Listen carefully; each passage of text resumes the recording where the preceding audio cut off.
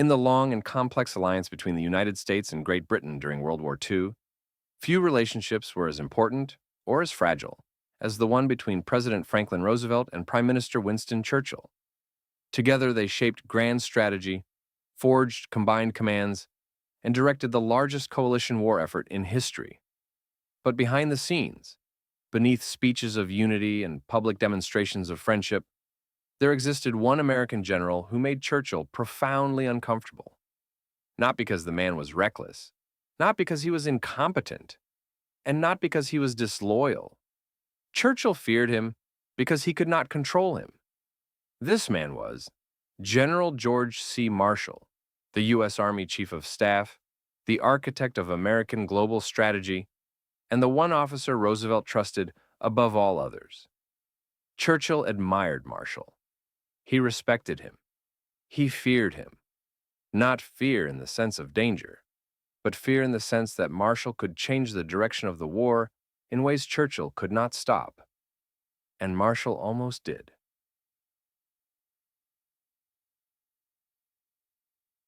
The root of the fear, Marshall's uncompromising strategy. From the earliest days of the war, Marshall championed one idea with unwavering determination: invade France, directly, decisively, and as soon as humanly possible. He believed the war could only be won by striking straight at Germany across the English Channel. No diversions, no side campaigns, no colonial ventures, no compromises. This terrified Churchill. Britain had almost lost everything in 1940. Her army shattered, her empire threatened, her industry strained to the breaking point. Churchill believed that a premature assault across the Channel could end in disaster. Another Dunkirk, hundreds of thousands of Allied casualties, the loss of the British Home Army, Germany unchallenged in Europe, and the end of the war for Britain. To Churchill, Marshall's insistence on a direct attack into France felt dangerously bold and potentially catastrophic. To Marshall, Churchill's reluctance felt like stalling. Their visions for the war collided again and again. Churchill's nightmare, a United States strategy without Britain. Churchill understood something Marshall refused to say outright. The United States was becoming the senior partner in the war. The partner with more men, more industry, more ships, more aircraft, more money. If Marshall got his way, Britain's influence, not just on strategy, but on the post-war world, would diminish.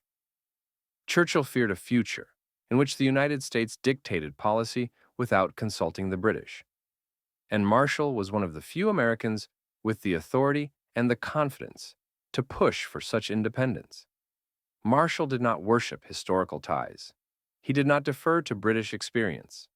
He did not bend to Churchill's political instincts. He thought in terms of logistics, manpower, global force projection, calendar months and tonnage tables, decisive operations. Churchill once said privately, "Marshall looks at war as a mathematician looks at equations. He solves them. He does not admire them." And equations, Churchill feared, do not make room for British interests. The first clash. Marshall demands a 1942 invasion. In 1942, Marshall pushed for an amphibious landing in France before the end of the year. He wanted American troops fighting Germans immediately, a two-front war as soon as possible, pressure relieved from the Soviet Union, a foothold in Western Europe, a rapid path toward Berlin. Churchill was horrified. A cross-channel invasion at that time would have meant no landing craft, inexperienced American divisions, no established air superiority, no secure supply base in Britain, no Allied amphibious doctrine. It would have been suicide. Churchill convinced Roosevelt to reject Marshall's plan and instead launch Operation Torch in North Africa. But Churchill noticed something disturbing. It was the first time he had ever had to defeat an American general in a strategic argument, and Marshall would not forget it. The second clash. Marshall tries again in 1943. In 1943, Marshall pushed for a new, even more ambitious demand: invade France in the spring of 1943. Churchill countered with the Sicily Campaign, then Italy, then the Mediterranean strategy, then the soft underbelly of Europe. Anything to delay a direct assault on France. To Marshall, this was avoidance. To Churchill, this was survival. Marshall was furious with what he saw as British hesitation. At one meeting in Washington, Marshall stated flatly, "If we keep nibbling at the edges, we will lose the war." Churchill, ever the orator, replied, "If we rush headlong into the continent, the war may end, with nothing left to fight it." Behind the calm public smiles, Churchill felt it. This man could override him, and one day he might. The greatest fear: Marshall as supreme commander. By 1944, the Allies were preparing for the invasion of France. The question of who would command Operation Overlord became central. Roosevelt intended to appoint Marshall. He admired him more than any other general. He trusted him absolutely. He believed Marshall deserved the job. Churchill was terrified. If Marshall became supreme commander, Britain would lose strategic leadership. British interests could be sidelined. The Mediterranean strategy would end forever. The post-war balance might tilt toward American dominance. British commanders would take orders from a man who disliked their caution. The invasion itself might begin sooner than Britain was ready, for Churchill lobbied quietly, not against Marshall personally, but against losing influence. He feared not the soldier, but the consequences. Marshall's command would place Churchill in the back seat of his own war. Churchill said privately to a confidant, "Marshall is a rock, a firm, cold rock. One cannot move him, and one cannot climb over him." He respected Marshall's brilliance, but brilliance was exactly what he feared. The critical moment: Roosevelt makes his decision. Roosevelt asked Marshall directly, "Do you want the command?" Marshall, loyal and humble, refused to ask for it. He said, "I will serve wherever you believe I am most needed." Roosevelt interpreted this as a sign that Marshall was indispensable in Washington, and so the position went to someone else: General Dwight D. Eisenhower. Eisenhower was brilliant in his own right, but Churchill could work with him. Ike was diplomatic, patient, flexible, and willing to manage coalition politics. Marshall? Marshall managed nothing. He stated strategic truth the way a surgeon makes an incision: clean, sharp, unyielding. Churchill breathed easier, but he never forgot how close Marshall had come to controlling the war. The real reason: Churchill feared him. Churchill did not fear Marshall's character. He feared Marshall's clarity. Marshall was direct, strategic, unsentimental, rigorously logical, utterly immune to flattery, impossible to sway with emotion, uninterested in political theater. These were the exact qualities that allowed Marshall to reshape the U.S. military into a global force. And they were the exact qualities that made Churchill uneasy. Churchill lived in a world of personal diplomacy, persuasion, speechcraft, grand visions, coalition balancing, political nuance. Marshall lived in a world of timetables, tonnage, troop strength, logistics, manpower, industrial output. The shortest path to victory.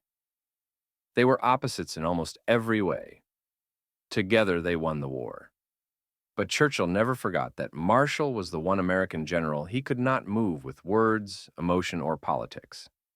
And that, in a war where strategy meant survival, was a reason to fear him. Two men, two visions, one war.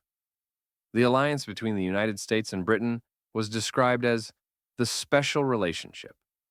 But behind the diplomatic smiles and the speeches of unity, World War II's strategy was shaped by relentless negotiation, pressure, and the collision of two worldviews.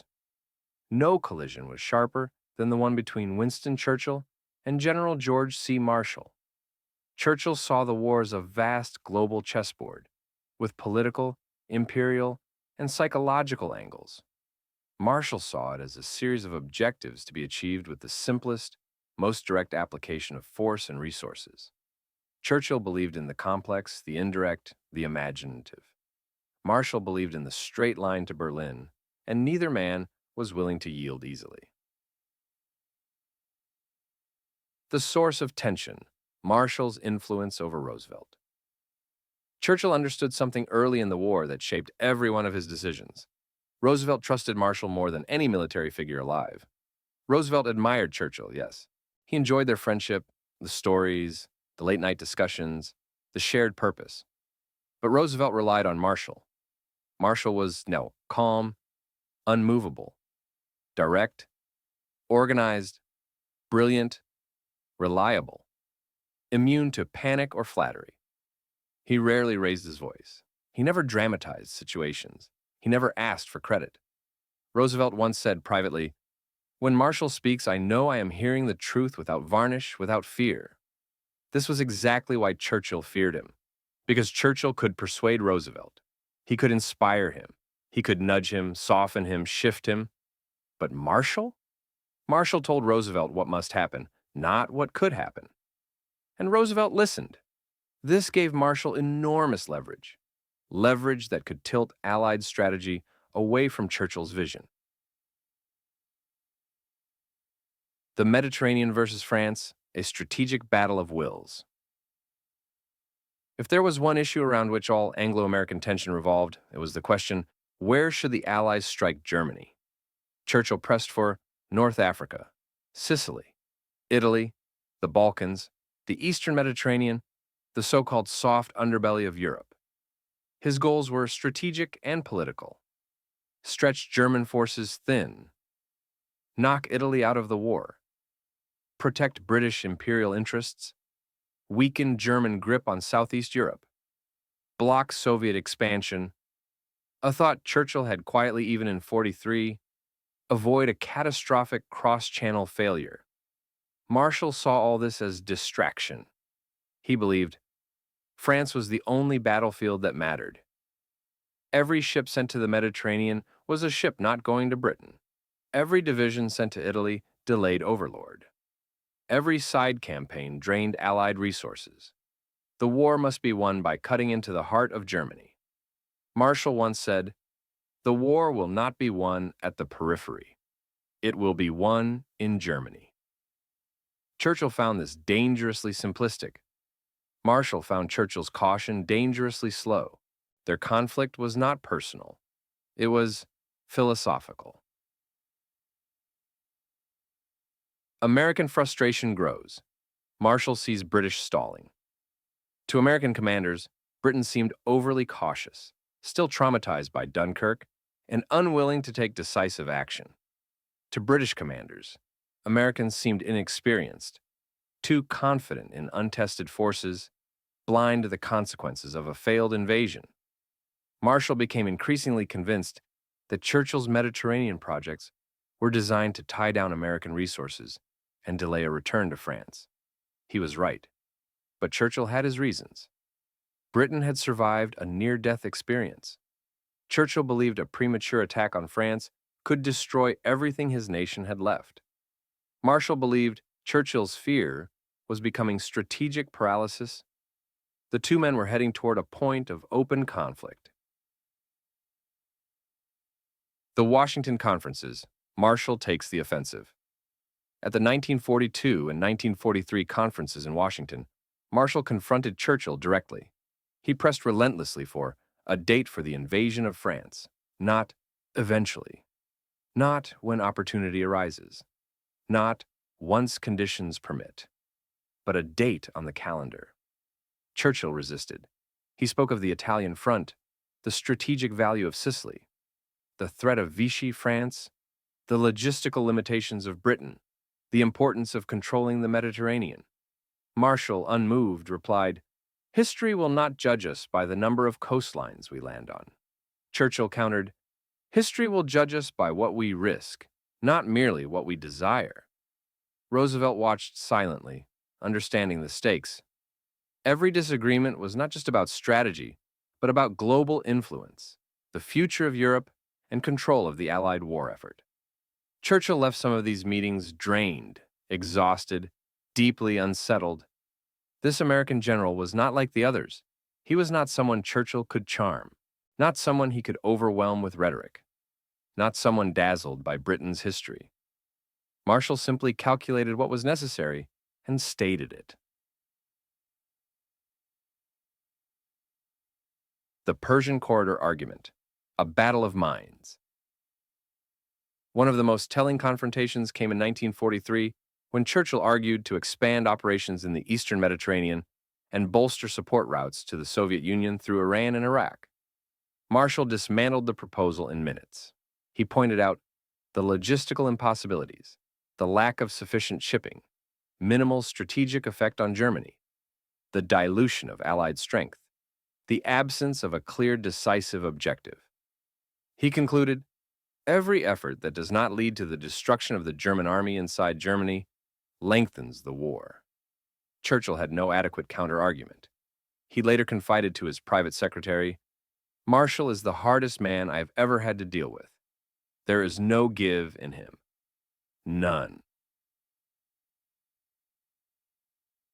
Marshall's greatest lever, the American army itself.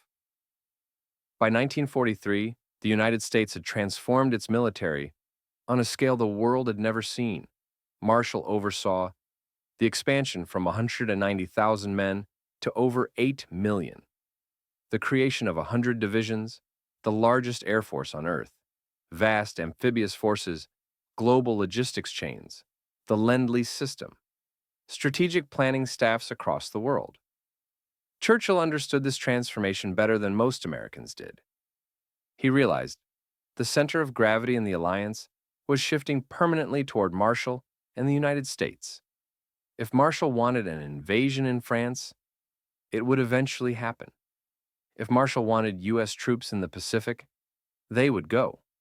If Marshall wanted to redirect shipping, supplies, or divisions, he could. This was the real fear.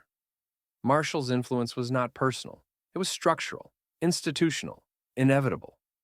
Britain could advise America. It could plead with America. It could partner with America. But it could not overrule America. And Marshall was the man who embodied that reality. Churchill's private remarks. What he really thought of Marshall. In private letters and notes, Churchill expressed a complex mix of emotions toward the American general. He admired Marshall's precision, integrity, deep strategic thinking, absolute self-discipline, resistance to politics. But he also feared Marshall's influence on Roosevelt, his disregard for British vulnerabilities, his determination to launch a cross-channel invasion, his power over American deployments, his refusal to compromise. Churchill once described him as a noble character, but a most severe partner in war. And in a rare moment of frustration, if Marshall had his way, we would fling our armies onto the coast of France with no thought for the consequences. Churchill was exaggerating, but only slightly. Marshall's vision was unshakable. Churchill's fear was real. The meeting that nearly broke the alliance.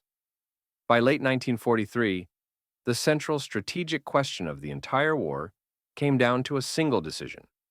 Will the Allies invade France in 1944 or not? Everything else, Italy, the Balkans, the Eastern Mediterranean, air campaigns, supply routes, and political plans, was secondary to this question. Churchill wanted delay. Marshall wanted action. Both men believed their position would decide the future of the world. And for the first time in the alliance, tension rose to a dangerous level. The Tehran Conference, Marshall takes the stage. The Tehran Conference of November 1943 was the first time that Roosevelt, Churchill, and Stalin met in the same room. It was also the moment when Marshall's strategic vision became unstoppable. From the beginning, Stalin pressed hard for a second front in France. He distrusted Churchill's Mediterranean focus. He dismissed British caution. He wanted relief from the brutal German pressure on the Eastern Front. Churchill expected to negotiate. Marshall came to end the debate. Marshall made the case. The U.S. was ready. The resources were in place. The training was underway. The shipping existed. The air forces were sufficient. The assault would succeed.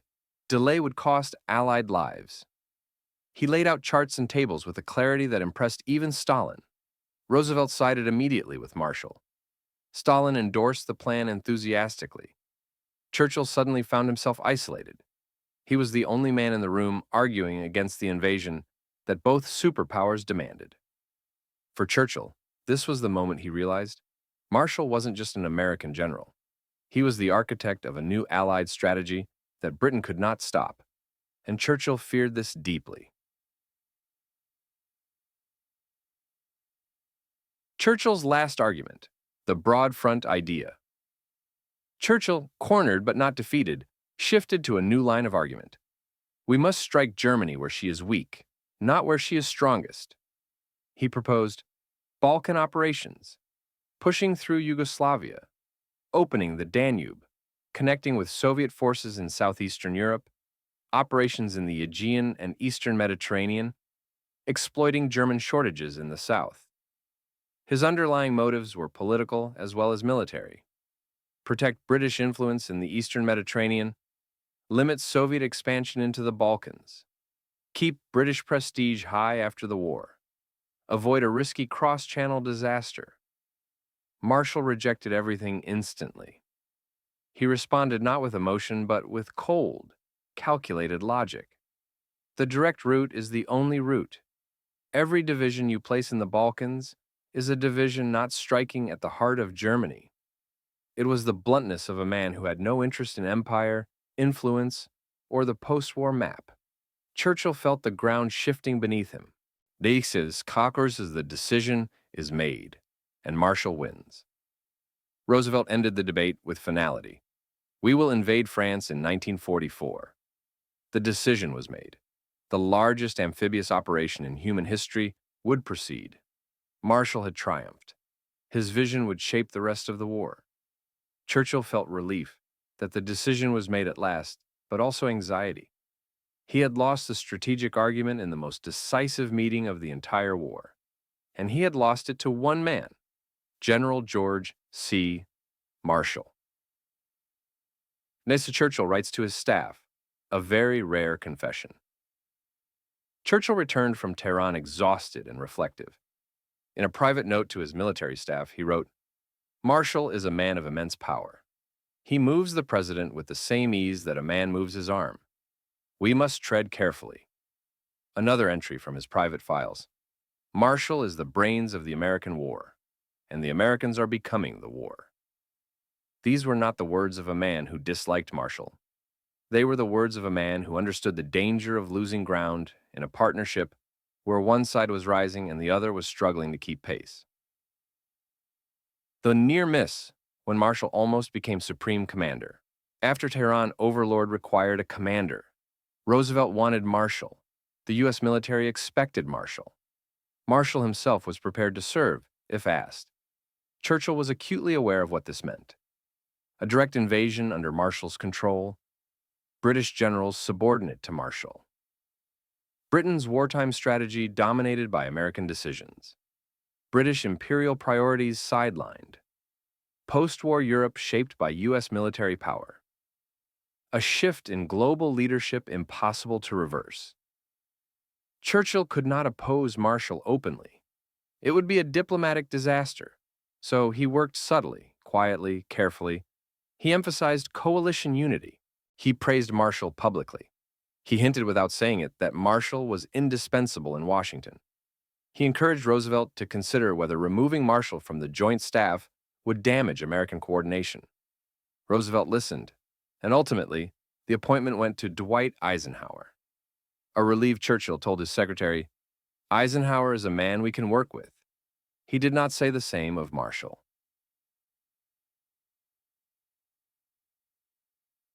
The Marshall Paradox.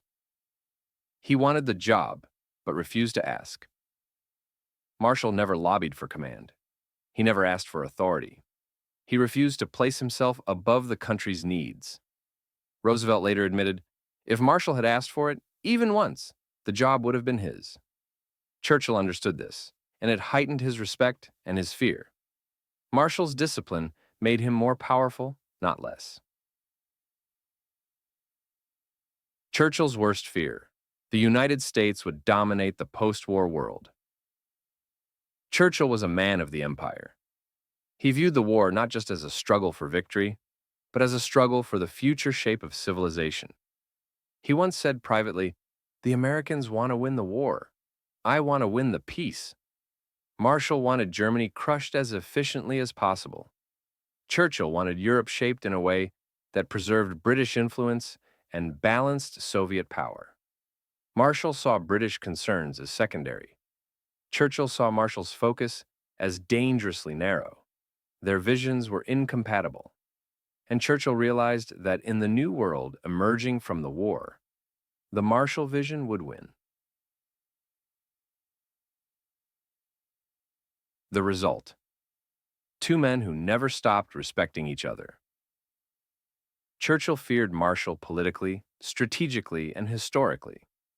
But personally, he admired him deeply. Marshall was patient, honorable, disciplined, brilliant, incorruptible, deeply committed to victory. Churchill once told a colleague, "He is the noblest American I have ever met, and the most difficult." The fear was never of the man. It was of the consequences when such a man held the steering wheel of the most powerful military in the world. The moment Churchill realized Marshall had been right. By early 1944, the Allied plan for Europe was set. Overlord would launch in June. The Mediterranean campaigns would support, not replace, the main assault. And as the invasion drew near, something changed inside Churchill. For the first time, he began to understand that Marshall's approach, direct, uncompromising, mathematically precise, had been the correct one all along.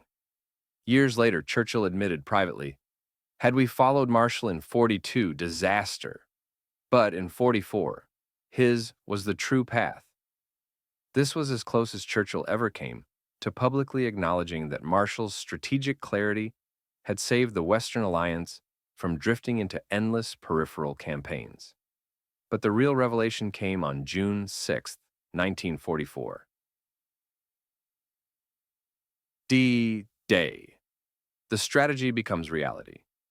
When the news of the Normandy landings reached Churchill, he was at his home in Chartwell.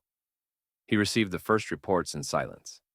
He knew what was at stake: the lives of thousands, the future of the war, the place of Britain, the fate of Europe, the credibility of the Allied alliance. Then he said quietly, "The great venture has begun."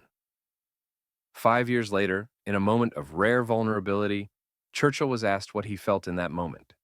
His answer was startling. "I remembered Marshall," he explained. "It was his vision, clear, relentless, and without compromise. I opposed him, but the invasion that day bore his mark." This was not flattery, it was truth.